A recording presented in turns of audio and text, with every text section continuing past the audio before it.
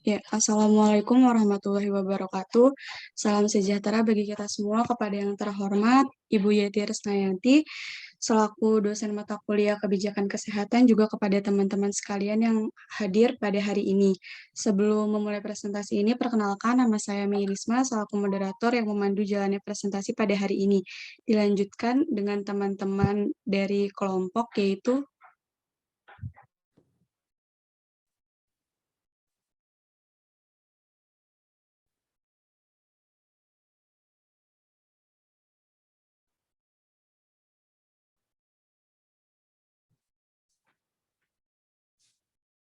Halo?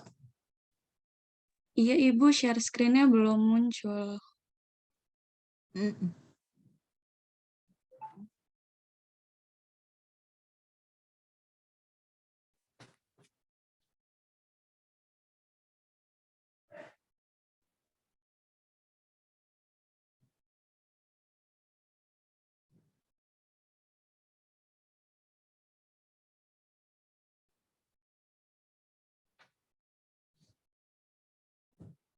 Belum muncul ya?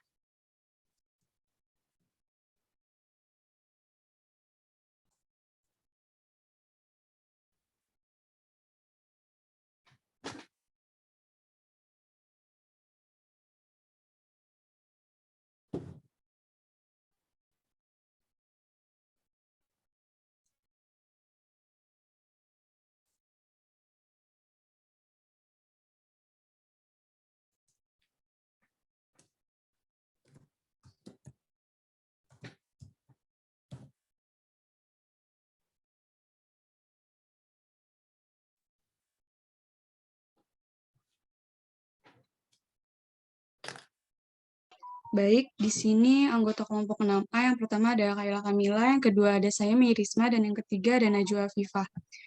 Baik, di sini saya akan menjelaskan tentang definisi penyakit. Di sini penyakitnya tuberkulosis adalah penyakit menular yang disebabkan oleh bakteri Mycobacterium tuberculosis. Kondisi ini dapat menyerang otak, kelenjar getah bening, dan sistem saraf pusat, jantung, dan tulang belakang. Namun, infeksi TBC paling sering menyerang paru-paru. Menurut Organisasi Kesehatan Dunia, yaitu WHO, TBC berada di peringkat kedua sebagai penyakit penular yang mematikan. Nah, di Indonesia sendiri ini, penyakit TBC itu bisa terbilang yang paling tinggi juga. Lalu yang kedua itu ada definisi program. Di sini kelompok mengangkat program PPI, yaitu pencegahan dan pengendalian infeksi, merupakan upaya untuk memastikan perlindungan kepada setiap orang terhadap kemungkinan tertular infeksi dari sumber masyarakat umum dan di saat menerima pelayanan kesehatan pada berbagai fasilitas kesehatan. Lalu definisi program PPI-TB sendiri yaitu bertujuan untuk mengurangi penularan TB dalam suatu populasi dan melindungi petugas kesehatan, pengunjung, serta pasien dari penular TB. Dasar Halo, pencegahan. saya cut dulu. Anda membuatnya dalam font yang sangat kecil. Tolong menggunakan slideshow. Ini copy paste saja atau bagaimana? Berapa itu fontnya? Nggak kelihatan. Nah, tolong. Nah, begitu paling tidak deh. Silakan, lanjut. Baik, di sini saya akan mengulang definisi program. Di sini kelompok mengambil program PPI, yaitu pencegahan dan pengendalian infeksi, merupakan upaya untuk memastikan perlindungan kepada setiap orang terhadap kemungkinan tertular infeksi dari sumber masyarakat umum dan di saat menerima pelayanan kesehatan kesehatan pada berbagai fasilitas kesehatan. Lalu di sini juga ada definisi program PPI-TB, yaitu bertujuan untuk mengurangi penularan TB dalam suatu populasi dan melindungi petugas kesehatan, pengunjung, serta pasien dan penularan TB. Nah, dasar pencegahan infeksi adalah diagnosis dini dan cepat serta tata laksana TB yang adekuat.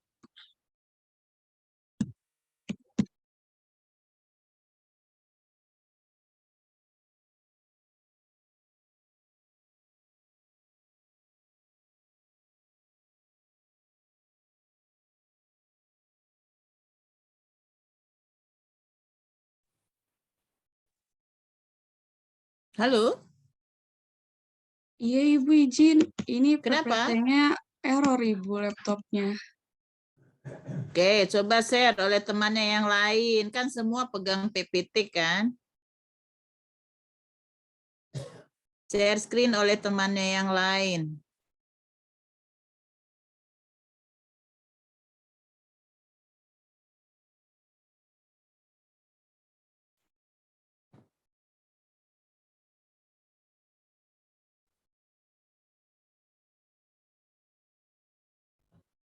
Boleh.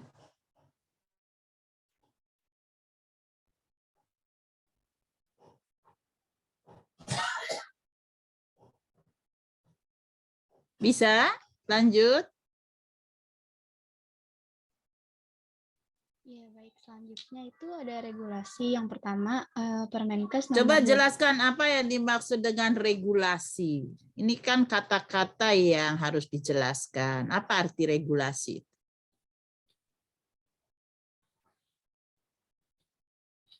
Ya, regulasi itu konsep abstrak pengelolaan sistem yang kompleks sesuai dengan seperangkat aturan dan tren. Ibu. Jadi apa sih simpelnya yang disebut regulasi itu? Perangkat aturan. Simpel. Aturan gitu. Ya, jangan dikira mahasiswa semua udah tahu apa itu regulasi. Jadi regulasi itu adalah peraturan yang mengikat. Mengikat siapa? Mengikat pelaksana, mengikat orang-orang yang ada di dalam sebuah peraturan. Ya, coba pelan-pelan aja Anda menjelaskannya. Silakan lanjut. Iya, baik. Yang pertama itu ada Permenkes nomor 27 tahun 2017 Coba tentang jangan disingkat supaya Anda menjadi tahu semua apa itu Permenkes. Coba jelaskan. Itu kan singkatan. Silahkan jelaskan apa maksudnya. ya Apa singkatan dari apa? Peraturan Kementerian Kesehatan nomor 20. Bukan kementerian. Nah, kan salah. Coba peraturan apa? Peraturan Menteri Kesehatan. Nah, itu baru betul. Peraturan Menteri Kesehatan. Hal kecil tapi mahasiswa harus bisa memahami. Ya, oke lanjut. Peraturan Menteri Kesehatan nomor 27 tahun 2017 tentang pedoman pencegahan dan pengendalian infeksi fasilitas pelayanan kesehatan. Lalu selanjutnya ada Peraturan Presiden nomor 67 tahun 2021 tentang penanggulangan tuberkulosis yang menjadi acuan bagi kementerian atau lembaga, pemerintah daerah provinsi dan kabupaten atau kota, pemerintah desa, serta pemangku kepentingan lainnya dalam melaksanakan penanggulangan TBC. Selanjutnya,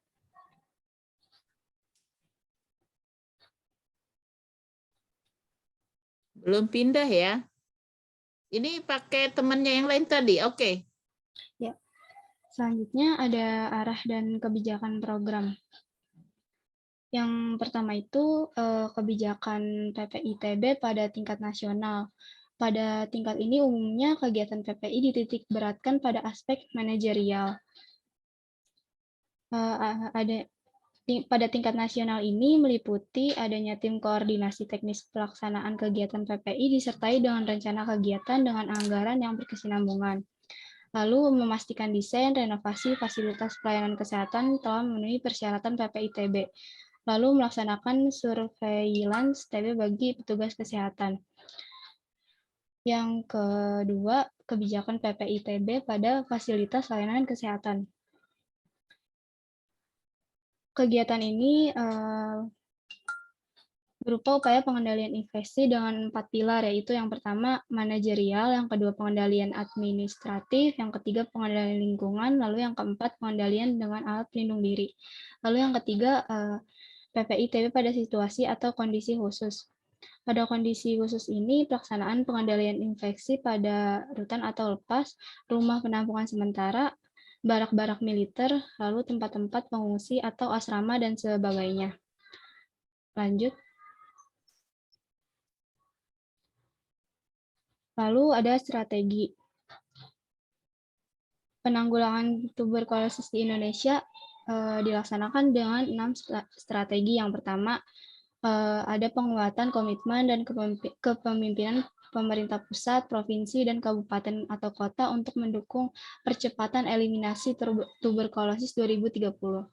Strategi yang kedua itu ada peningkatan akses layanan tuberkulosis bermutu dan berpihak pada pasien. Yang ketiga, optimalisasi upaya promosi dan pencegahan, pemberian pengobatan pencegahan tuberkulosis, serta pengendalian infeksi. Yang keempat, pemanfaatan hasil riset dan teknologi, screening, diagnosis, dan tata laksana tuberkulosis. Lalu yang kelima, peningkatan peran serta komunitas mitra dan multisektor lainnya dalam eliminasi tuberkulosis. Yang terakhir, penguatan manajemen program melalui penguatan sistem kesehatan.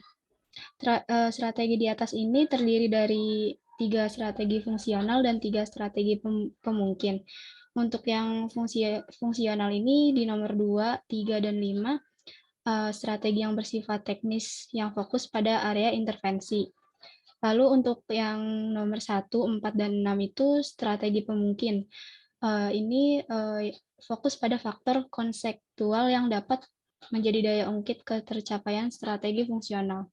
Bisa dijelaskan dengan kata-kata Anda sendiri yang barusan dijelaskan itu. Maksudnya apa? Apa yang dimaksud dengan fungsional tadi dan apa yang dimaksud apa satu lagi kata Anda tadi? Strategi pemungkin. Ya, coba jelaskan dulu. Apa yang dimaksud dengan 2 strategi itu? Oke, saya yang minta jelasin supaya teman-temannya paham. Silakan dijelaskan ulang. Apa yang dimaksud 2 strategi itu? Kemudian tadi komponen yang masuk ke strategi pertama dan strategi kedua, silakan diulang.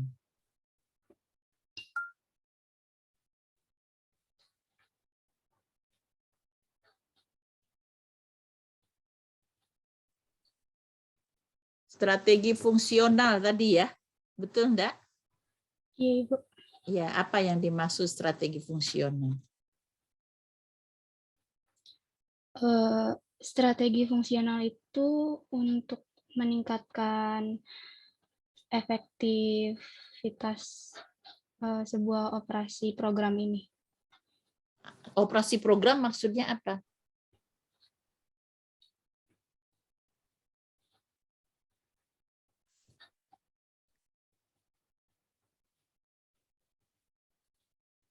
Program penanggulangan dan pengendalian tuberkulosis ini, Bu?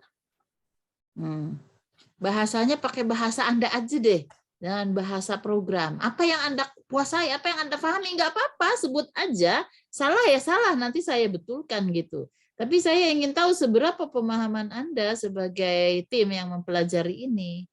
Oke, tadi strategi fungsional adalah strategi untuk meningkatkan pelaksanaan ya operasional itu program PPI ini. Ya, yang termasuk di dalamnya apa aja? Yang mana di dalam 6 strategi ini? Tadi Itu udah Anda ada sebutkan. di nomor 2, 3, dan 5. 2, 3, 5. Oke, nomor 2 tuh apa? Nomor 2 untuk meningkatkan akses layanan. Terus? Nomor 3 itu untuk itu masih ada di slide. Optimalisasi upaya promosi dan pencegahan. Lalu pemberian pengobatan pencegahan tuberkulosis serta pengendalian infeksi. Terus? Yang kelima, peningkatan peran serta komunitas, mitra, dan multisektor lainnya dalam eliminasi tuberkulosis. Nomor 5 kamu mengerti, bisa dijelaskan ke temannya. Kalau menjelaskan tuh harus item per item ya. Kalau nomor 2 jelas ya, harus meningkatkan strategi untuk meningkatkan pelayanan ya kepada pasien ya. Akses itu artinya kemungkinan orang menjangkau ya. Oke, saya langsung aja menjelaskannya nih. Karena kalau Anda baca aja belum tentu dipahami. Nah, maksud saya belajarnya seperti ini ya. Jadi strategi fungsional itu satu.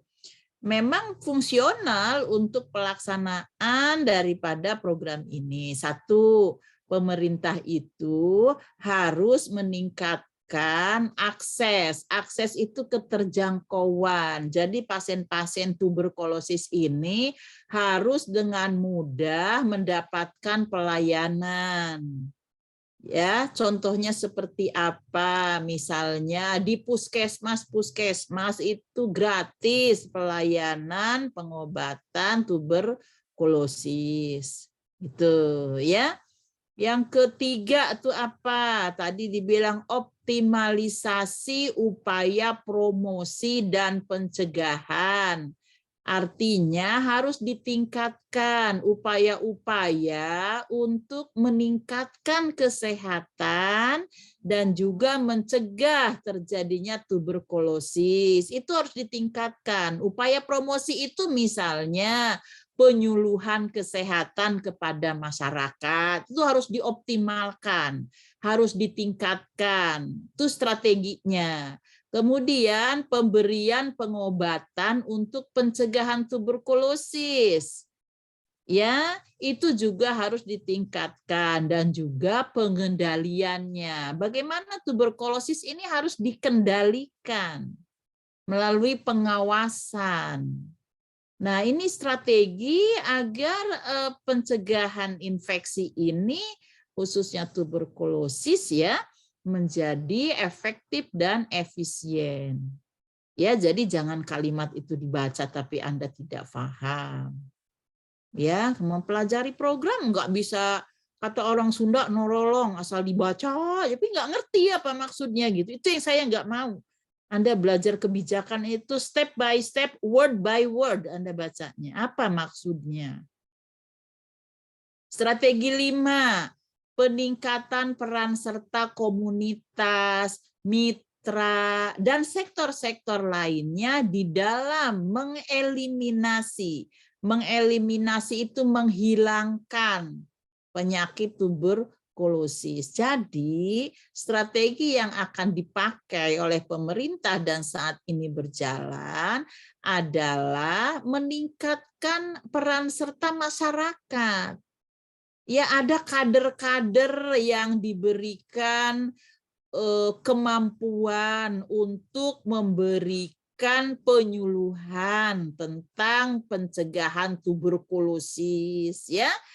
Ada di masyarakat itu kader yang memang dididik khusus untuk mencegah terjadinya peningkatan kasus tuberkulosis ya, ada yang mencatat gitu. Itu peran serta komunitas. Komunitas siapa yang dimaksud? Masyarakat harus sama-sama melakukan upaya-upaya pencegahan. Mitra, siapa yang disebut mitra?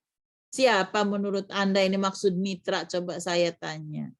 Risma, apa itu Risma? Mitra yang dimaksud untuk menjalankan strategi 5. Siapa ini maksud mitra? Halo? Kelompok? Ini yang ada Najwa sama Risma. Silakan jawab. Siapa yang dimaksud mitra pada strategi 5? Ya, mungkin menurut saya mitra yang di sini itu si program ini, Ibu. Mitra itu artinya dalam bahasa Indonesia apa memang? Dalam bahasa Indonesia, mitra arti katanya apa? Partner, Ibu. Siapa? Teman kerja atau partner. Iya, teman. Ya, teman. Ya, mitra itu. Saudara sebagai seorang perawat. Maka saudara adalah mitra dengan dokter, mitra dengan ahli gizi, mitra. Mitra itu teman tapi sejajar posisinya. Ya, punya peran yang sama gitu. Itu mitra. Jadi di dalam pemberantasan atau pengendalian penyakit infeksi tuberkulosis kita itu coba nanti Anda jelaskan ya, apa yang dimaksud dengan mitra. Multisektor artinya apa? Strateginya multisektor artinya apa? Kita berada di sektor apa sebagai tenaga kesehatan? Najwa?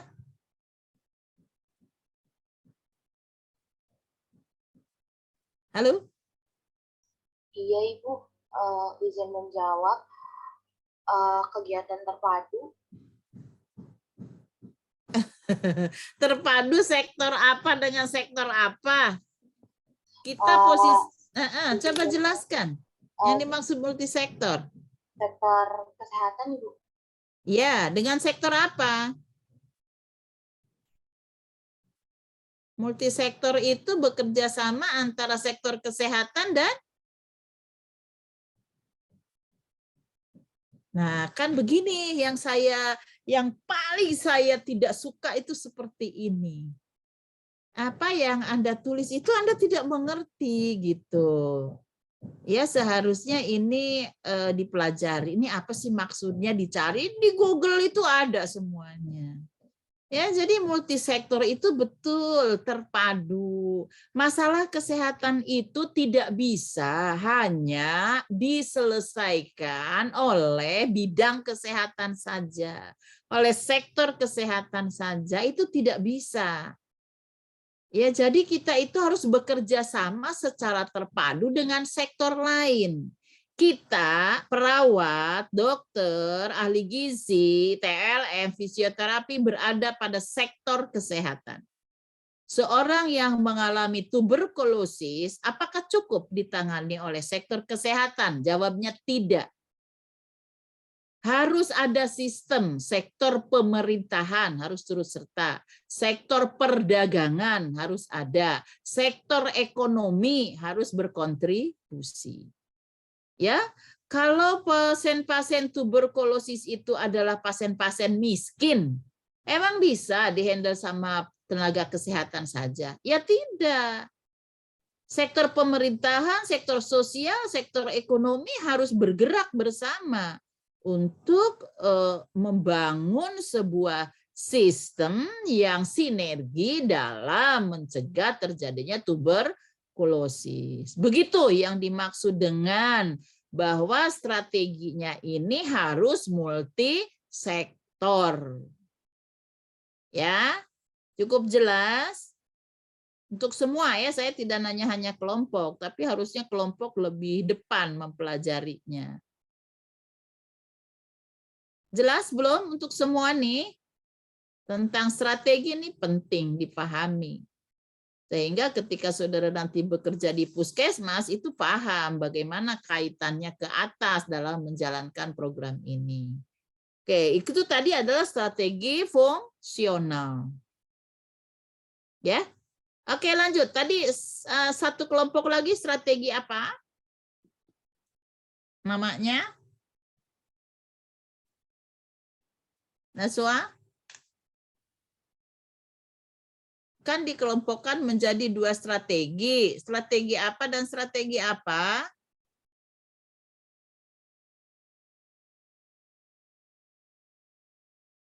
Halo? Dengar enggak Bu Yeti nih nanya? Risma? Lah tadi kamu udah menjelaskan, Bu. Izin menjawab Ibu, strategi fungsional dan strategi pemungkin. Nah, strategi pemungkin. Kamu udah pelajari belum? Apa yang dimaksud dengan strategi pemungkin? Enabling strategy. Itu yang mana saja yang masuk ke dalam strategi pemungkin? Itu ada di nomor 1, 4, dan 6, Ibu. Oke, 1, 4, dan 6. Maksudnya apa sih strategi pemungkin? Nomor 1 itu penguatan komitmen. Nomor 4 itu pemanfaatan hasil riset. Itu. Nomor 6 itu penguatan manajemen program. Kenapa dikatakan pemungkin? Coba, Anda sedikit lebih kritis, Anda ini nurse kan ya? Oke, coba berpikir kritis. Kok itu dikatakan sebagai strategi pemungkin? Sementara tadi 2, 3, 5 adalah strategi yang betul-betul akan meningkatkan efektivitas pelayanan programnya. Sekarang pemungkin itu apa sih?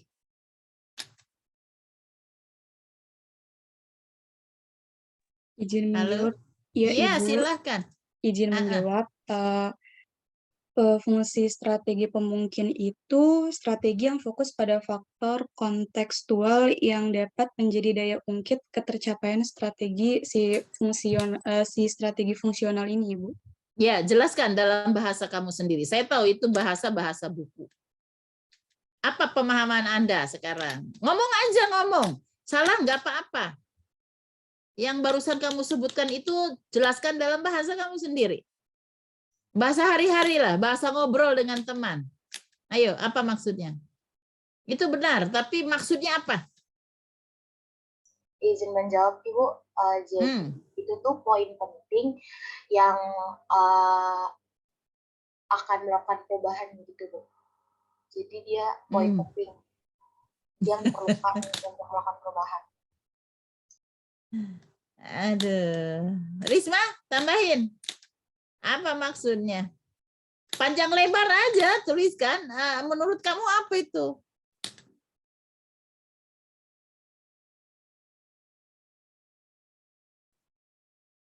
Gak usah lihat kamus. Gini, tadi kan membaca. Terus apa yang ditangkap di kepala kamu tentang tulisan itu?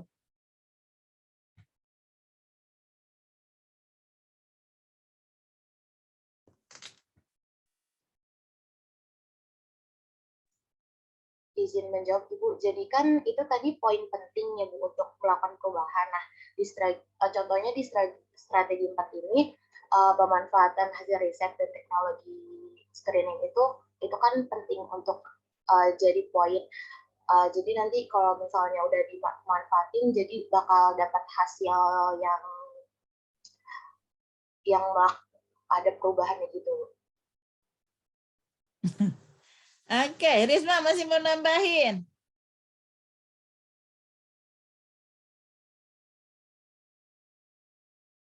Nggak ada. Sekelasnya, teman sekelasnya, saya tanya, ada nggak yang bisa menjelaskan faktor pemungkin? Mengapa item 1, 4, dan 6 ini adalah merupakan strategi pemungkin? Silahkan, yang lain jangan bengong. Masa saya nyecer 2 aja, Risma sama Najwa. Yang lain sedang apa? Halo? Silahkan. Izin menjawab, Ibu. Iya. Kalau sebelumnya Asa Kumalasari, Bu. Kalau menurut saya itu merupakan fungsi pendukung, Ibu. Jadi tadi kan yang pertama itu udah ada meningkatkan hasil layanan dan ada strategi yang nomor 3 sama 5. Jadi tidak mungkin kan berdiri sendiri tanpa adanya dukungan. Jadi perlu adanya dukungan dari seperti yang strategi 1 dari pemerintah pusat, provinsi, kabupaten. Seperti itu, Ibu. Ya, lanjut dong, jelasin. Panjang lebar, nomor 1, 4, dan 6. Itu udah benar tuh. Coba, mengapa nomor 1 sebagai strategi pemungkin? Mengapa? Mengapa komitmen pemimpin itu pemungkin? Ayo Elsa, terusin. Iya, izin menjawab, Ibu. Menurut saya sama seperti yang saya dijelaskan, Ibu. Kenapa nomor 1 itu pemungkin ya karena kita kan untuk menjalankan suatu regulasi itu kan perlu adanya dukungan dari pemerintah juga, Ibu. Seperti itu, Ibu. Perlu komitmen ya. Betul, Komitmen Ibu. tuh apa sih, Elsa? Komitmen tuh apa, Elsa? Menjawab, Ibu, komitmen itu sesuatu yang sudah ditetapkan dan dijalankan terus-menerus untuk mencapai apa yang dicintai. Komitmen tuh janji, tekad. Ya, tekad dari pemerintah. Ya. Nah, itu kan komitmen itu jangan kemana-mana lah. Komitmen itu bahasa hari-hari. Tekad bulat dari pemerintah ya. Untuk apa? Ya untuk mencegah dan mencapai angka tertentu pada tahun 2030. Itu perlu komitmen, perlu janji, perlu tekad yang bulat. Itu namanya komitmen. Jadi strateginya seluruh unsur pemerintah, mau itu di pusat, mau itu di provinsi, di kabupaten, harus serta-merta berkomitmen, berjanji, bertekad, gitu loh. Itu penting di dalam mengeliminasi, memang tidak langsung terhadap pengobatan, tadi penyuluhan, kan tidak langsung kan? Itu yang namanya pemungkin.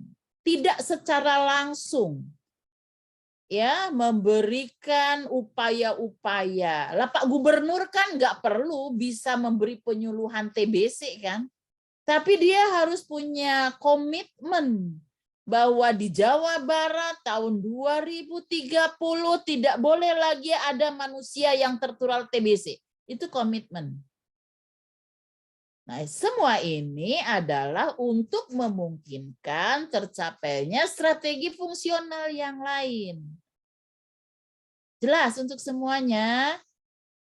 Tuh, terima kasih Elsa. Pemikirannya harus yang penting tuh itu pemahaman. Jangan kamu tidak penting membacakan 1 2 3 4 5 6 sampai hafal di luar kepala, tapi nggak ngerti artinya itu percuma. Ya.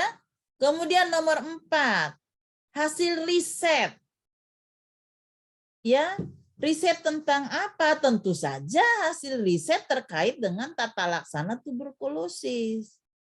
Mengapa ini menjadi faktor pemungkin? Gini loh, kalau hasil riset itu keluarnya adalah misalnya faktor determinan atau faktor-faktor sangat penting yang menyebabkan terjadinya penularan TBC adalah X, itu hasil penelitian dan itu akurat. Nah, kalau hasil penelitian itu kita gunakan, maka intervensi yang akan dilakukan itu akan menjadi akurat, akan menjadi tepat. Ya. Misal hasil penelitian begini. Mengapa masyarakat itu banyak yang mengalami kegagalan di dalam pengobatan TB yang disebut dengan drop out TB. Setelah diteliti ternyata karena rendahnya pengetahuan si penderita TB terkait dengan pengobatan TB yang seharusnya. Itu penyebab mengapa DO TB itu banyak. Ya, salah satunya adalah pengetahuan. Maka di dalam program pemberantasan penyakit TB ini, pengendalian penyakit TB ini diperlukan suatu upaya peningkatan pengetahuan pasien TB tentang pengobatan TB. Di situ dimanfaatkan hasil riset. Jadi nomor 4 itu strategi memanfaatkan hasil riset dalam rangka agar tindakan-tindakan pelayanan itu tepat kena penyebabnya gitu. Jelas yang maksud nomor 4. Itu sebuah strategi ilmiah. Hasil riset harus dimanfaatkan untuk pelayanan, itu seperti itu. Ya. Kalau penguatan manajemen program, iyalah. Kalau programnya tidak efektif, tidak efisien di dalam cara mengelolanya, ya, ini harus dievaluasi. Maka strategi manajemen programnya ini harus ditingkatkan. Siapa yang mengelola manajemen? Paling tidak di Dinas Kesehatan. Benar nggak sistem pelaporannya? Benar nggak sistem pengawasannya? Itu bagian dari manajemen. Itu ya. Mengapa strategi ini saya bahas penting supaya saudara paham bahwa ternyata untuk mengendalikan tuberkulosis ini strategi-strateginya harus dikuasai. Saudara akan menggunakan strategi-strategi ini pada saat saudara menjadi leader di dalam pelayanan kesehatan. Tapi ketika saudara menjadi pelaksana pelayanan kesehatan juga tetap harus paham. Tidak boleh sendirian menyelesaikan masalah TB. Strategi-strategi ini harus dipakai. Ya. Oke, saya kira nanti waktunya habis, kelompok belum selesai, tapi saya berharap seperti itu. Satu slide bisa dibahas item per item, sehingga saudara mengerti. apa yang dimaksud. Ya. Oke, saudara, yang harus saudara catat adalah apa yang dimaksud dengan eliminasi tuberkulosis di 2030. Apa indikatornya? Tolong dicatat dan dicari oleh semuanya. Bu Yeti bertanya, apa indikator eliminasi tuberkulosis 2030? Udah, nggak usah dibahas. Anda cari sendiri nanti ya. Semua mahasiswa tolong mencari. Baik, terima kasih Elsa dan teman-teman yang sudah menjawab. Saya kembalikan kepada Merisna untuk menyelesaikan presentasinya. Silakan. Ya, bisa selanjutnya dilanjutkan rekan saya.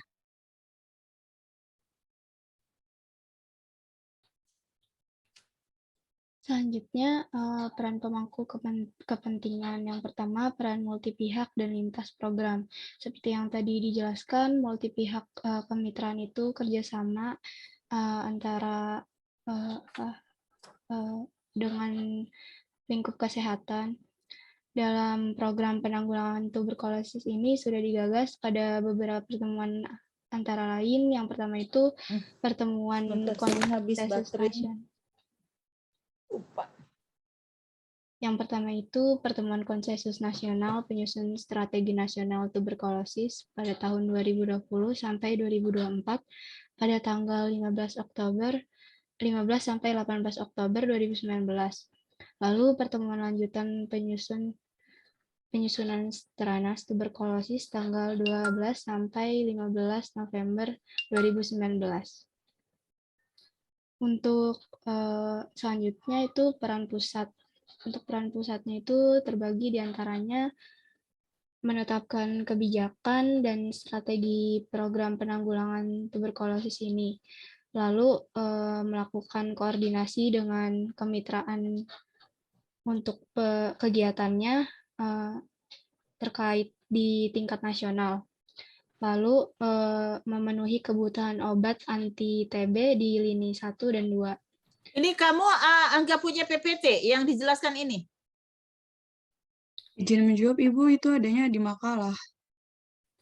Ini temennya gimana nanti mempelajarinya? Kamu share nggak makalahnya? Izin menjawab, Ibu, makalahnya ini udah di-share. Udah di-share ya? Karena kalau temennya hanya mendengarkan kamu menjelaskan dan hanya melihat PPT-nya seperti ini ya, itu nggak akan dipahami.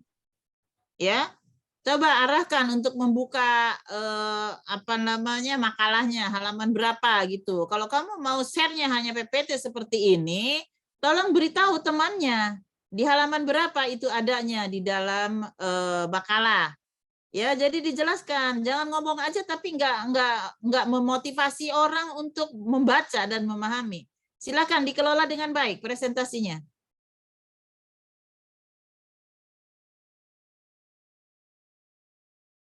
Kaila, ayo lanjut. Kamu sendiri pegang halaman berapa? Iya, pegang Ibu di nomor 2,5. Silakan dibuka ya teman-teman.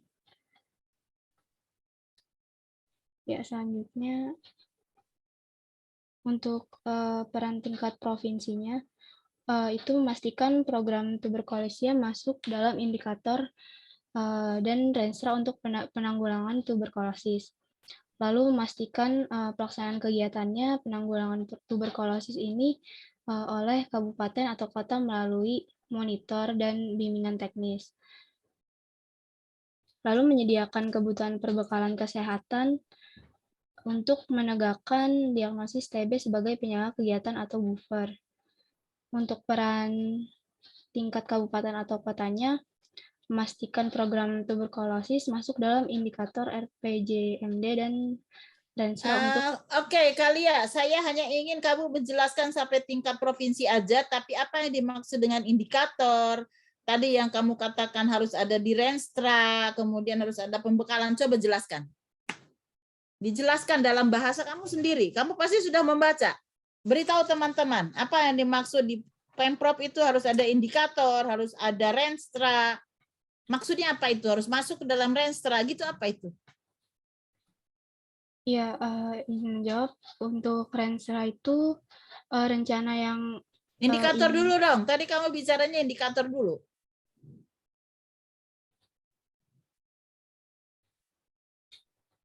Coba baca dulu yang provinsi. Nomor 1 apa tadi? Yang provinsi nomor 1 memastikan program tuberkulosis ini masuk ke dalam indikator Ya, itu yang saya minta jelaskan.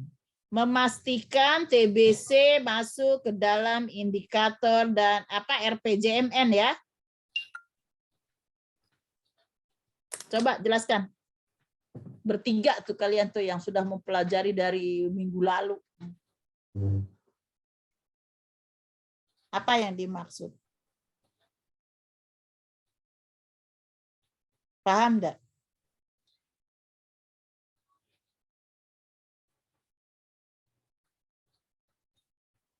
Coba baca lagi pelan-pelan maksudnya. Dibantu dong temannya nih yang bertiga. Apa semuanya tidak mengerti?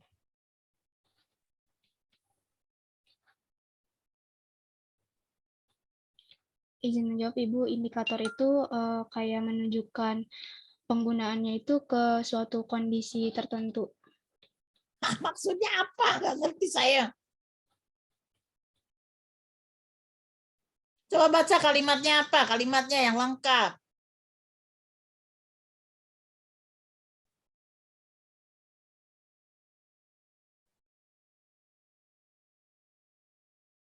Apa kalimatnya lengkap? Coba baca, biar temannya dengar semua. Ibu izin menjawab. Jadi kan memastikan program tuberkulosis masuk ke dalam indikator RPJMD itu jadi memastikan program tuberkulosis itu masuk ke dalam tolak ukur rencana pembangunan jangka menengah nasional. Kok nasional, orang D daerah enggak? RP-nya RPJMD apa RPJMN?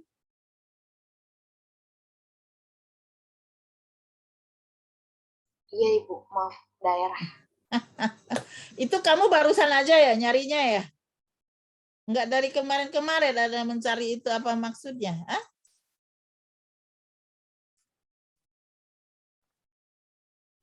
Halo, Najwa? Iya Ibu. Hah?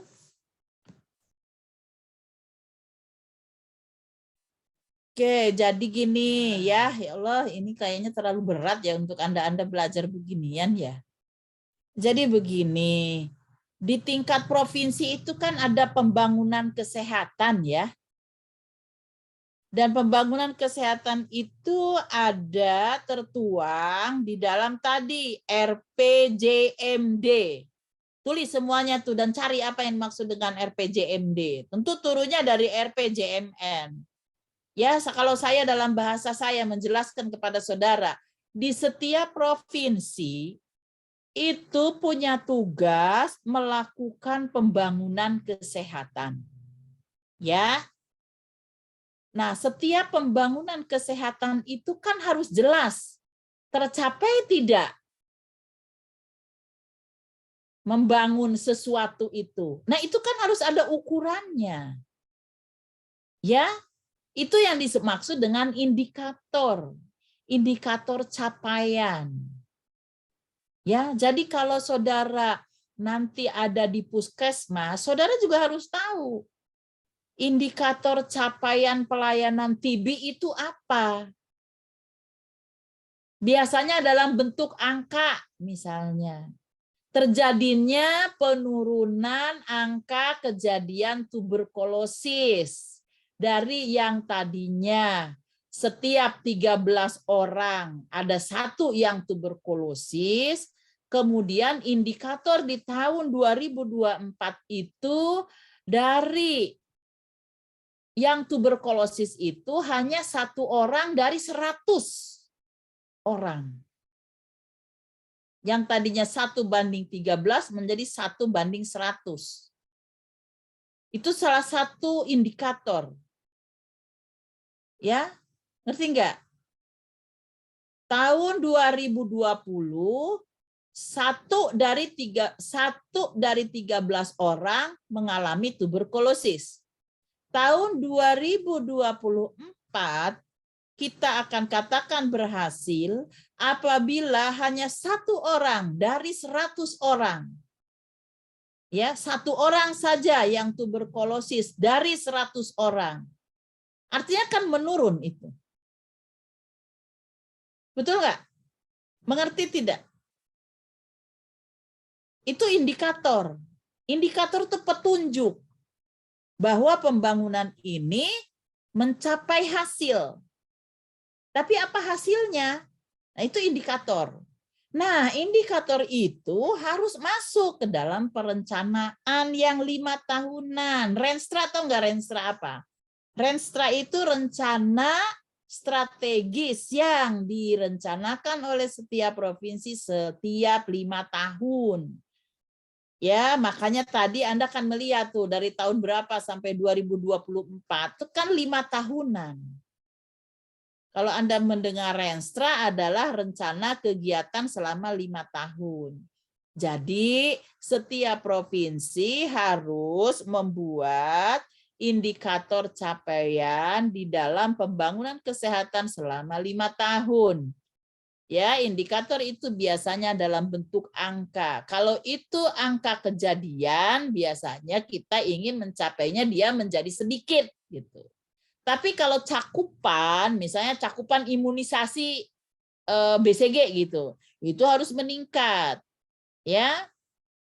Itu indikator loh. Jadi setelah Anda belajar soal kebijakan, jangan sampai asing mendengar istilah indikator. Indikator ya. Indikator pencapaian, baik itu penurunan angka penyakit atau peningkatan cakupan. Tuberkulosis ini kalau dalam hal imunisasi itu peningkatan cakupan.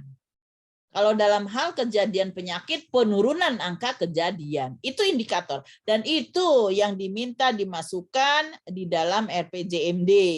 Ya, kemudian turun ke dalam rencana strategis. Rencana strategis tadi ada Renstra ya. Dengar Najwa ada Renstra ya. Dengar enggak? Halo, Najwa. Iya, Ibu. Ya, Renstra itu apa tadi kata Bu Yeti? Izin menjawab, Ibu, rencana strategi. Iya, rencana strategis biasanya dirumuskan dalam berapa tahun, Najwa? Setiap 5 tahun, Ibu. Setiap 5 tahun. Ya, jadi yang dimaksud indikator itu adalah ketercapaian setiap tahun dalam 5 tahun ya. Itu angka-angka yang menunjukkan kalau kejadian penyakit menurun, kalau cakupan meningkat, ya, gitu. Jelas nih untuk semuanya sekelas?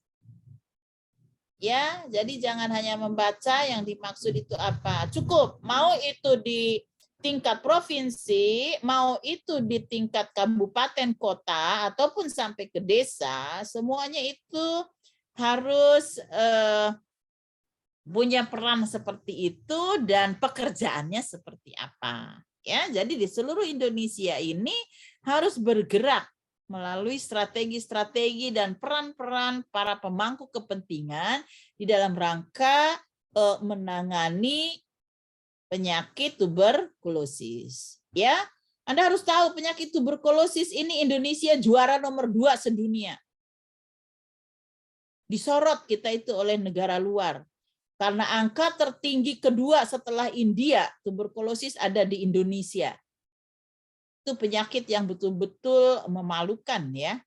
Karena sebenarnya harusnya negara orang sudah nggak ada lagi yang namanya tuberkulosis. Orang takut betul dengan tuberkulosis. Contoh Amerika, Australia. Kalau saudara mau sekolah ke Australia, kemudian saudara mengalami tuberkulosis, pasti ditolak. Mau ke Amerika, pemeriksaan kesehatannya menunjukkan ada TBC, pasti ditolak. Begitu orang takut dengan tuberkulosis. Tapi justru Indonesia adalah nomor 2, mungkin nomor 3 sekarang barangkali saya nggak tahu, tetapi seingat saya itu juara nomor 2 terjelek di dunia, angka tuberkulosisnya tertinggi. Oleh karena itu program pemberantasan penyakit tuberkulosis ini menjadi concern yang sangat penting untuk kita sikapi sebagai perawat, dan Anda harus paham gitu. Ya, mengapa ini diangkat sebagai satu topik di dalam mata kuliah ini? Jelas ya? Ini momok bagi Indonesia, tuberkulosis ini. Tidak bisa diam. Entah itu perawat, entah itu dokter, entah itu epidemiolog, semuanya harus bergerak bersama untuk mengurangi terjadinya penularan penyakit tuberkulosis. Ya, oke, silakan saya kembalikan lagi. Ada yang ingin bertanya sampai sini? Ini saya langsung saja tidak membahas di akhir, tetapi membahas step by step dari setiap apa yang disampaikan oleh kelompok. Hal-hal pentingnya saya coba jelaskan. Dari yang 44 partisipan di sini, adakah yang ingin ditanyakan? Tidak ada yang bertanya, oke lanjut ya. Entah bengong, entah mendengar, saya tidak cukup jelas ya, karena saya hanya melihat slide yang saat ini ada di Zoom. Silakan saya kembalikan lanjut kepada teman-teman Risma CS.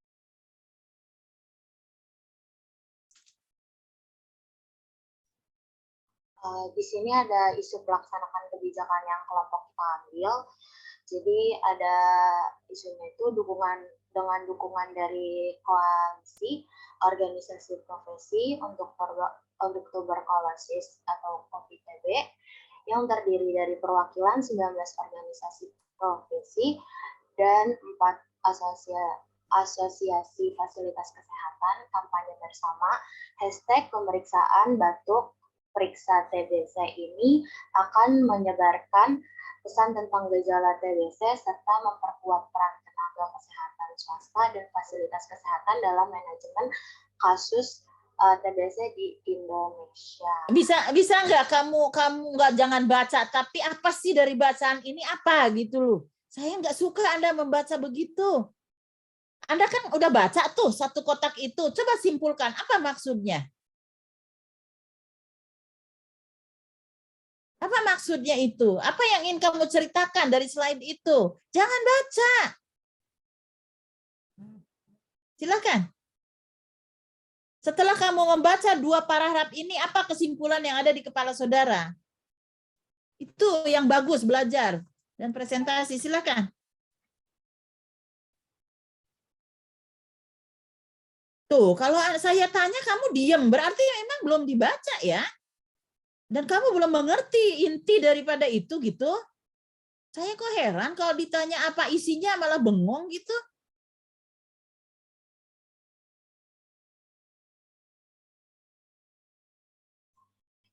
Jadi di isu yang kita ambil ini kan ada kampanye pemeriksa TBC itu akan berkontribusi untuk target Indonesia dalam menemukan tambahan 380 kasus TBC, memberikan pasien TBC pengobatan yang lebih cepat dan berkualitas. Untuk itu kami mendorong orang untuk mencari pengobatan TBC.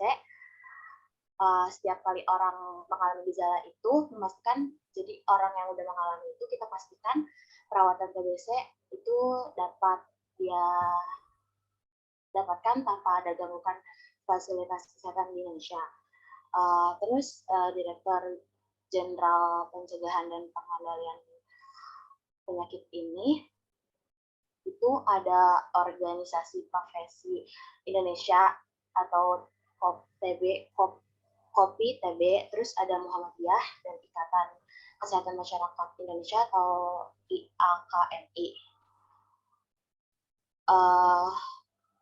Terus di sini juga ada kesehatan provinsi dan dinas kesehatan kabupaten juga ikut dalam acara kampanye ini. Udah stop dulu deh. Benar-benar kamu nggak baca ya? Maksudnya nggak mengerti apa yang ditulis ini nih. Belum dibaca, baru di copy paste kemudian ditayangkan untuk dibaca ya. Ini benar-benar pembelajaran yang saya sangat aduh rasanya ini harus dihapuskan lah ya metode ini nih. Oke, saya ingin jelaskan ya ke Anda ya. Yang pertama Anda harusnya baca dan ambil kesimpulan, tuliskan dalam bahasa kamu sendiri. Baru mengerti. Ya. Bacanya aja sudah salah. Ya. Apalagi mengertinya. Ini jadi marah lah Bu Yeti kalau begini cara belajar kalian. Ya saya nggak ngerti lah dosen lain seperti apa mengajarkannya. Tapi ini sangat tidak baik ya belajar seperti ini. Karena Anda hanya menulis, mengcopy, mempaste, dan membacakan. Itu. Mengerti pun tidak. Membacanya saja salah. Ya, nih kalau kamu simpulkan dari ini nih. Di Indonesia itu, ya penanganan TB, kan tadi saya sudah bilang, multisektor. Tidak bisa hanya petugas kesehatan saja. Kemudian, Indonesia di dalam rangka memberantas penyakit tuberkulosis ini didukung oleh berbagai LSM, lembaga swadaya masyarakat. Kan bukan pemerintah. NGO. NGO itu apa? Non-government organization. Bukan hanya pemerintah. Jelas.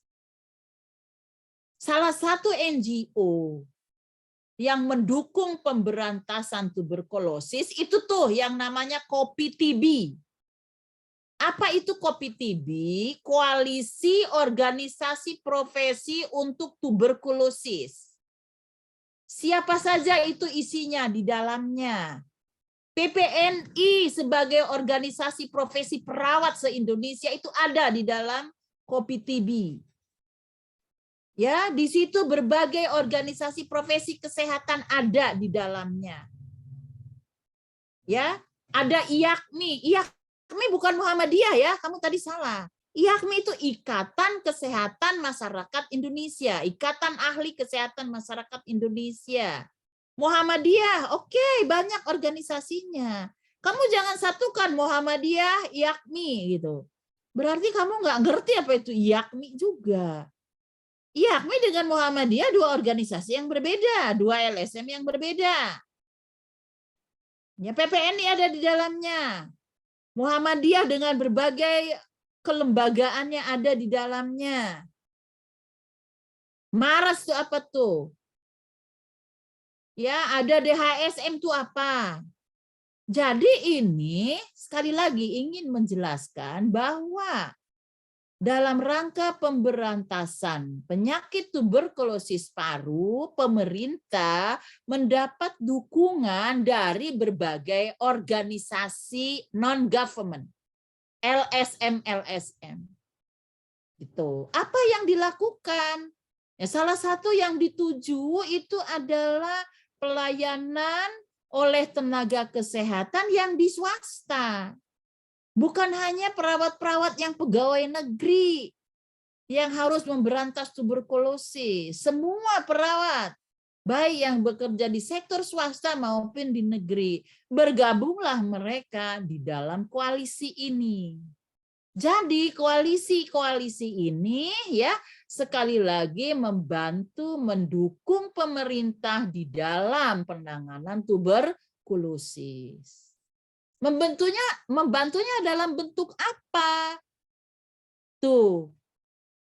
Nih, menemukan kasus. Ya, TBC itu kan ngumpet, harus ditemukan melalui screening. Ya. Mendorong pengobatan.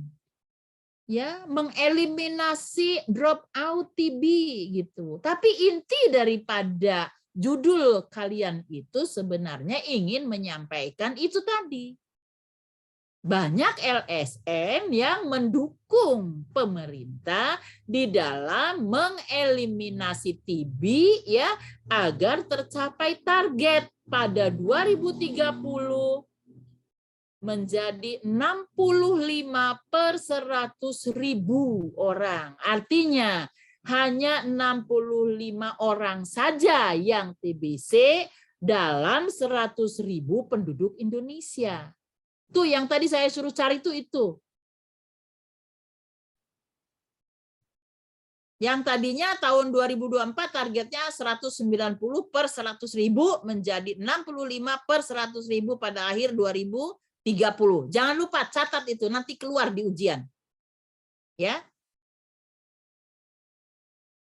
Begitu cara Anda belajar. Sekali lagi semuanya, jangan hanya membaca tapi Anda tidak mengerti.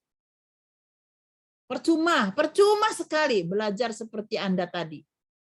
Baca, bari nggak ngerti-ngerti.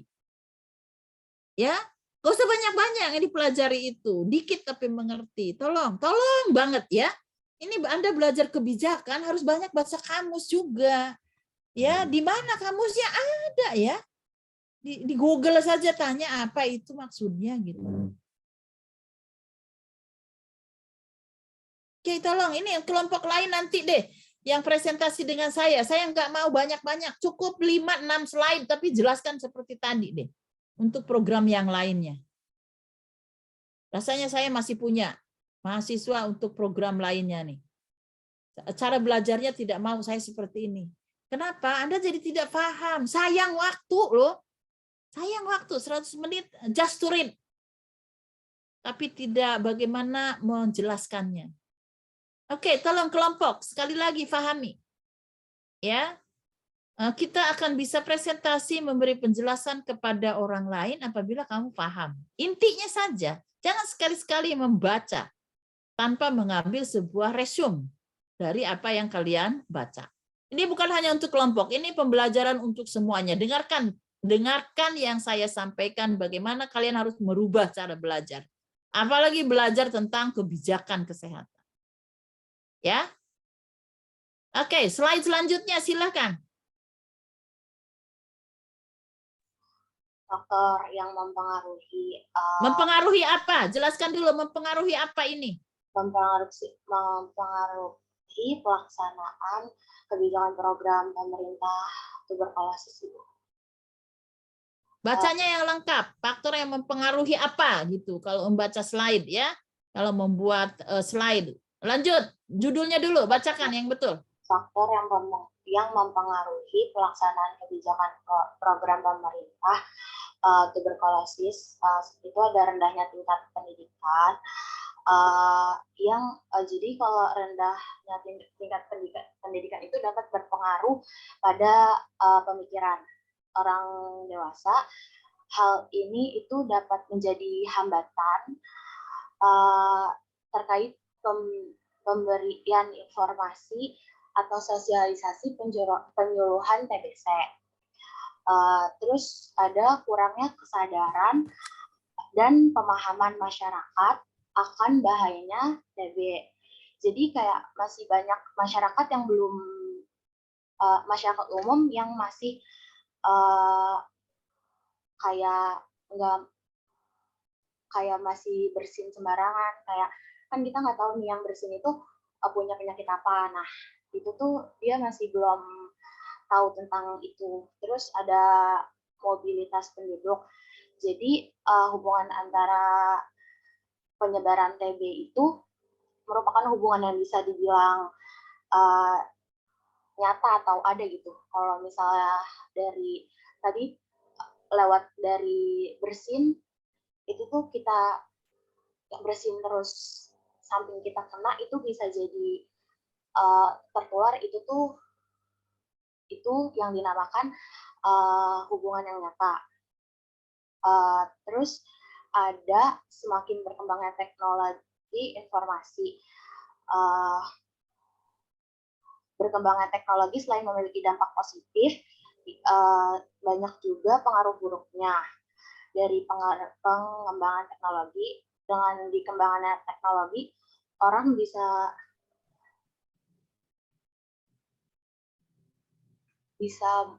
mudah dalam kita tahu tentang share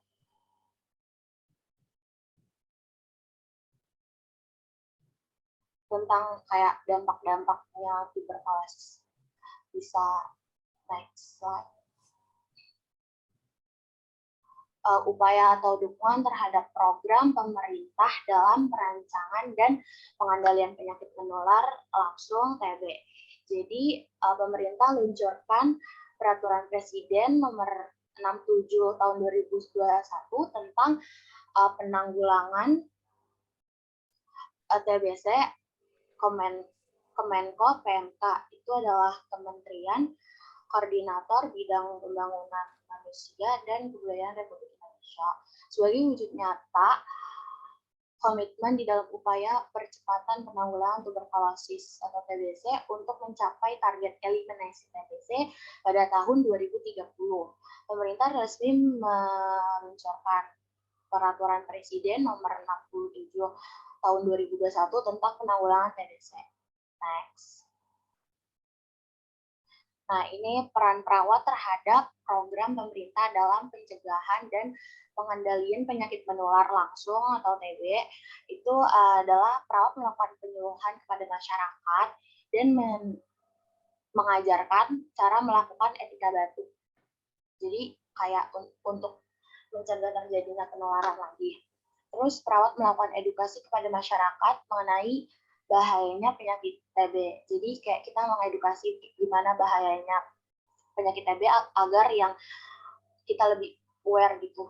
Terus perawat berperan dalam memberikan perawatan dan mengobati pasien yang terkena gejala TBC. Jadi kalau misalnya ada yang udah kena TB, kita tuh memberikan perawatan. Terus peran perawat sebagai pendidik atau edukator merupakan peran yang memberikan pengetahuan informasi dan pelatihan keterampilan kepada pasien, keluarga pasien maupun anggota dalam upaya pencegahan penyakit kesehatan kesehatan. Next.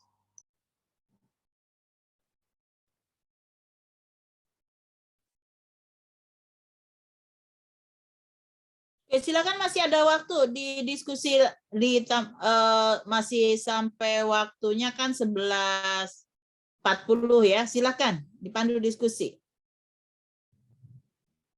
Ya, Ibu, selanjutnya dibuka sesi tanya jawab. Kepada yang ingin bertanya, disilakan raise hand terlebih dahulu.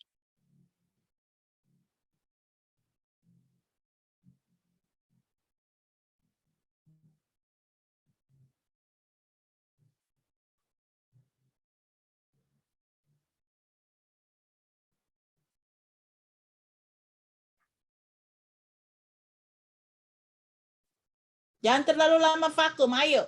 42 orang saat ini ada di Zoom. Iya, boleh dari Elsa pertanyaannya. Baik, sebelumnya terima kasih moderator Selsa Kumalasari. Izin bertanya, tadi ada 6 strategi ya dalam penanggulangan di Indonesia. Jadi dari ke-6 strategi itu adakah hambatan? Terima kasih. Selanjutnya, Yasmin. Ya, baik, terima kasih kepada moderator. Izin memperkenalkan diri, nama saya Yasmin. Izin bertanya, untuk keberhasilan angka pengobatan pada tuberkulosis itu, yang tertinggi dan yang terendah itu ada di angka berapa? Terima kasih. Ya, selanjutnya Clarissa.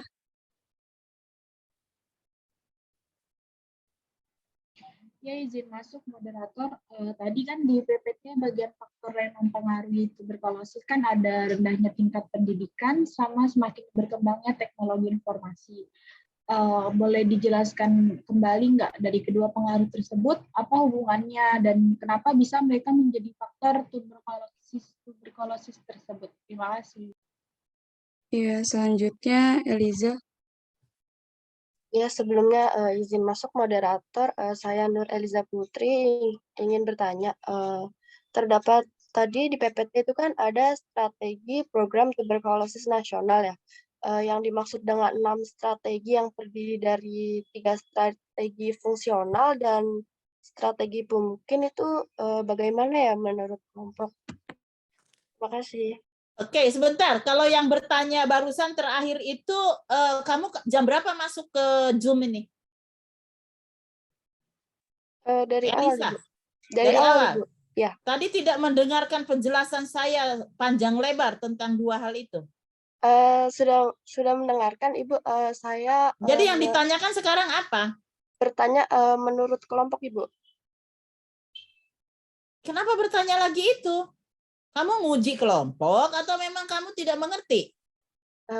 Bisa minta tolong dijelaskan kembali, Ibu. Saya sudah jelaskan panjang lebar dan pertanyaan Anda terlalu umum.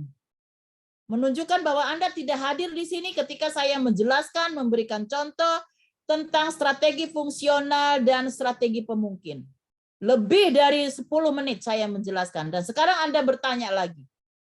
Jadi pertanyaan saya, kemana kamu tadi? Oh iya Ibu, maaf Ibu, saya tidak jadi bertanya. Jadi bertanya itu jangan dikira Bu Yeti tidak mendengar dan tidak menyimak pertanyaan kalian tuh ya. 10 sampai 15 menit saya bertanya, memarahi kelompok, menjelaskan tentang 6 strategi tadi. Dan pertanyaan kamu nggak tajam. Apa yang mau ditanyakan? Mau menjelaskan lagi seperti Bu Yeti tadi, kelompok disuruh jelasin gitu. Jadi bertanya juga yang cerdas ya, sorry ya. Saya jadi punya penilaian gak bagus dengan kalian ini. Bertanya asal bertanya, tetapi tidak jelas apa yang ditanyakan. Dan menunjukkan bahwa kalian tidak hadir dalam Zoom ini. Kepala yang tidak hadir, badannya hadir mungkin. Saya tidak tahu tadi lagi ngapain kamu. Ya, oke. Yang bertanya juga sekali lagi harus cerdas. Ya, apa yang kamu tanyakan itu sesuai dengan yang dijelaskan oleh kelompok dan yang memang belum mengerti. Jangan menguji sifatnya. Anda bukan penguji di sini. Ya, maaf, saya jadi marah dengan cara Anda bertanya seperti itu. Nggak bagus itu. Ya, oke, lanjut. Silakan kelompok. Stop. 3 pertanyaan saja. Baik, kepada kelompok bisa untuk menjawab.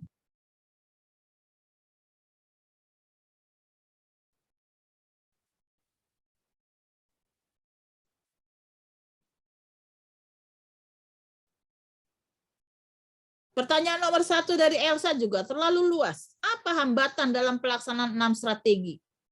Maksud apa itu? 6, setiap strategi pasti punya hambatan loh. Kamu mau kasih waktu berapa jam untuk menjawab itu? Coba dikerucutkan. Hambatan pada strategi yang mana yang kamu tanya, Elsa? Enggak mungkin kamu bertanya secara umum seperti itu.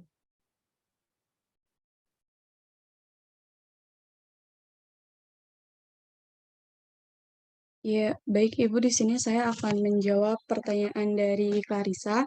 Apa sih hubungan rendahnya tingkat pendidikan dengan tuberkulosis ini? Nah, tingkat pendidikan adalah salah satu faktor yang mempengaruhi kejadian tuberkulosis itu sendiri. Semakin tinggi tingkat pendidikan seseorang, semakin berkembang pula potensi keterampilan yang ada. Nah, itu juga bisa mempengaruhi pola pikir seseorang untuk berkembang dan belajar mengenai penyakit tuberkulosis ini sendiri.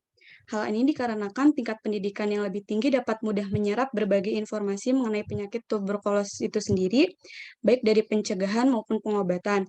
Sedangkan perkembangan teknologi informasi itu sendiri hubungannya berkembangnya teknologi akan menyediakan bermacam-macam media massa kan. Nah, itu mempengaruhi pengetahuan masyarakat tentang inovasi baru. Bentuk media massa seperti televisi, radio, surat kabar, majalah, dan lain-lain itu mempunyai pengaruh besar terhadap pembentukan opini dan kepercayaan orang. Dalam penyampaian informasi sebagai tugas pokok media massa, membawa pesan-pesan yang berisi sugesti yang dapat mengarahkan opini seseorang. Adanya informasi baru mengenai sesuatu hal memberikan landasan kognitif bagi terbentuknya pengetahuan terhadap hal tersebut. Jadi itu berkembangnya teknologi ini sangat penting karena kalau teknologi nggak berkembang, maksudnya orang-orang kalau misalnya nggak mengikuti berkembangnya teknologi itu, nggak akan tahu tentang penyakit TB ini tuh udah menyebar atau gejala-gejalanya itu seperti apa. Bisa dipahami, Clarissa? Sudah sangat dipahami. Terima kasih pada Merisma.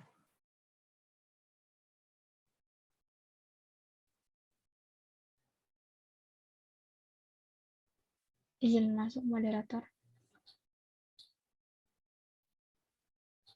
Saya ingin menjawab pertanyaan Yasmin untuk keberhasilan angka pengobatan TB yang tertinggi dan terendah itu berapa? Dari yang saya baca itu selama 10 tahun terakhir untuk 2010 itu angka keberhasilan pengobatan pasien tuberkulosis itu tertinggi berada di angka 89,2%. Lalu untuk tahun 2020 angka pengobatannya mengalami penurunan mencapai 82,7%. Apakah terjawab, Yasmin?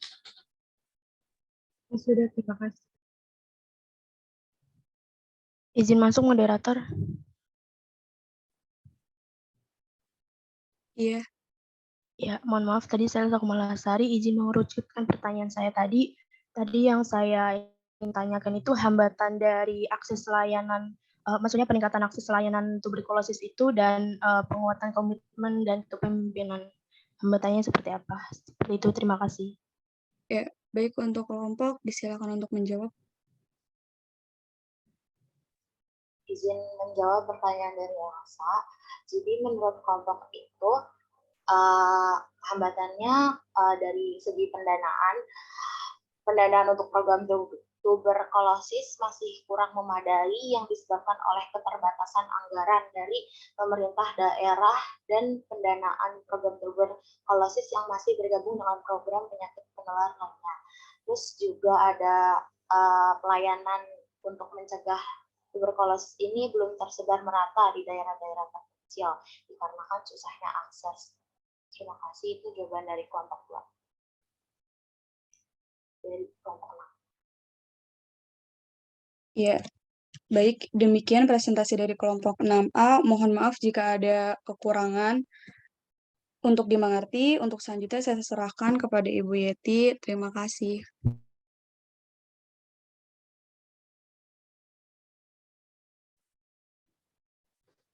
Baik, kalau Anda presentasi itu memang tidak diajarkan untuk membuat kesimpulan ya dari apa yang dilakukan secara proses tadi gitu. Jadi kelompok tidak membuat sebuah resum atau kesimpulan. Memang begitu ya selama ini. Ya, saya ingatkan ya, kalau saudara presentasi, moderator itu harus membuat kesimpulan akhir dari apa yang disajikan. Ini untuk kelompok lain yang saya bimbing, yang akan presentasi, harus memperbaiki cara presentasi, cara berpikir, ya, menjadi lebih mudah dimengerti oleh seluruh mahasiswa. Ya, ini mata kuliah tentang kebijakan kesehatan, betul, bukan mudah dipelajari, sulit untuk dipelajari. Tapi saya ingin di dalam presentasi-presentasi ini semuanya dibuat menjadi mudah dipahami. Ya, jadi apa caranya? Apa yang sudah saudara tuliskan itu tangkap di dalam pemikiran saudara, kemukakan itu kepada teman-teman.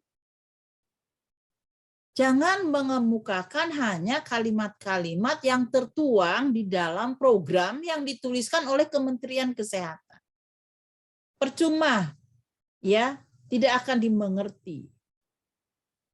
Saudara baru semester 3 ya, kalau tidak salah ini. Jadi susah cara belajarnya kalau hanya begini. Ya. Yang kedua itu tadi, masa mengakhiri begitu saja? Dimanapun orang presentasi pasti ada resum. Dari mulai proses mau menjelaskan sampai dengan akhir, terus kesimpulannya apa? Ya, jadi di akhir daripada PPT harus ada paling tidak 2 slide isinya kesimpulan. Yang ditambahkan dari hasil saudara telaah ditambah dengan hasil diskusi. Tolong diperbaiki sistem presentasinya ya. Saya ngomel di sini ya, bukan untuk diri saya, untuk kalian ya, harus berubah cara belajarnya. Jangan hanya formalitas. Sekali lagi, seperti yang saya sampaikan di awal. Buat makalah, membuat PPT, kemudian presentasi, tanya jawab sekedarnya, sesudah dijawab semua, diminta menjawabnya oke, cukup, mengerti. Ya, jangan dikira tidak dianalisis bagaimana Anda menjawab, bagaimana Anda bertanya, itu semuanya saya catat di situ. Ya, tolong diperbaiki ke depan. Ya, Anda harus lebih baik ke depan. Ya, pembelajaran dari presentasi teman Anda kelompok 6 ini pembelajaran untuk kelompok-kelompok lainnya. Ya, mempelajari kebijakan itu harus word by word. Kata demi kata apa maksudnya. Enggak usah terlalu banyak yang Anda sampaikan lah. Ya, tetapi penjelasannya yang harus banyak. Seperti tadi yang saya coba bantu untuk menjelaskan contoh, menjelaskan tentang strategi. Ya, dan jangan sekali-sekali Anda copy paste sesuatu keseluruhan kemudian dibacakan. Nggak akan ada artinya. Ya, ini cara belajar untuk mata kuliah ini. Sekali lagi, semua istilah tidak boleh ada yang tidak tahu ketika saudara akan presentasi. Ya, oke. Saya mengapresiasi sih upaya-upaya saudara, semua kelompok, termasuk kemarin ada yang sudah presentasi dengan saya terkait dengan apa tuh yang kelompok awal. Yang di awalnya salah, kemudian saya minta saudara memperbaikinya karena dianggap paradigma sehat adalah sebuah program, padahal bukan program. Ya, tolong kalau kelompok berdiskusi ini diartikan satu persatu katanya apa itu maksudnya. Ya, karena apa namanya, sekali lagi tidak mudah mempelajari program ini. Ya, Anda untuk menjelaskannya perlu pemahaman terlebih dahulu. Ambil intinya saja. Ya, dalam slide itu apa maksudnya? Sampai kalau saudara mau presentasi ini di slide ini nanti aku menjelasinya gimana ya? Dicoba jelaskan kepada teman, mengerti enggak? Kalau aku menjelaskannya demikian, ini loh maksudnya tuh ini gitu. Jadi yang disampaikan itu maksud daripada apa yang saudara tuliskan di dalam slide. Yang kedua, apa ketiga, yang bertanya, coba perbaiki kualitas pertanyaan Anda itu. Ya. Maaf kalau tadi saya nyemprot seseorang bertanya, iyo aneh lah. Dari tadi berbusa-busa menjelaskan tentang strategi lah, bertanyanya kok kembali ke apa itu Pancasila gitu. Seolah-olah begitu. Padahal dari tadi saya menjelaskan apa sila ke-1, apa sila ke-2 sampai sila ke-5. Tiba-tiba pertanyaannya, tolong jelaskan apa yang dimaksud Pancasila. Ini kan aneh gitu. Mungkin tadi kemana gitu.